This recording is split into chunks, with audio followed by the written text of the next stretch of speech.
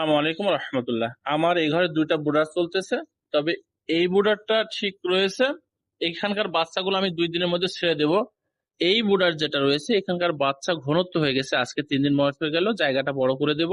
সকল সময় খেয়াল রাখবেন, বাচ্চা যেদিনকে দেবেন 3 দিন পরে বাচ্চার জায়গা বড় করে দেবেন, এটা মাথায় রাখবেন। যদি বড় না করেন ঘনত্বর কারণে পাখির অনেক সমস্যা হয়ে যায়, পাখি নষ্ট হয়ে যাবে। সেই ক্ষেত্রে পাখির গা ভিজে যাবে, কারণ ঘনত্বর কারণে জায়গা অতটুকু পাবে না।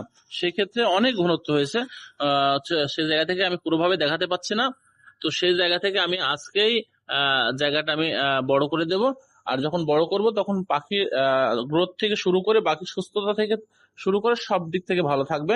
আপনারাও যখন বাচ্চা বোর্ডার করবেন এমন ভাবে রাখবেন না যে আপনি যেভাবে রেখে দিয়েছেন ঠিক আপনার বাচ্চাকে ওইভাবে রেখে দেবেন, এই কাজ যেন করবেন না যে ওইভাবে থাক আমি 5-7 দিন পরে না। বাচ্চা তো আস্তে আস্তে বড় হবে, যখন বড় হবে বাচ্চার জায়গাটাও আপনাকে বড় করতে হবে। আসসালামু আলাইকুম রহমতুল্লাহ।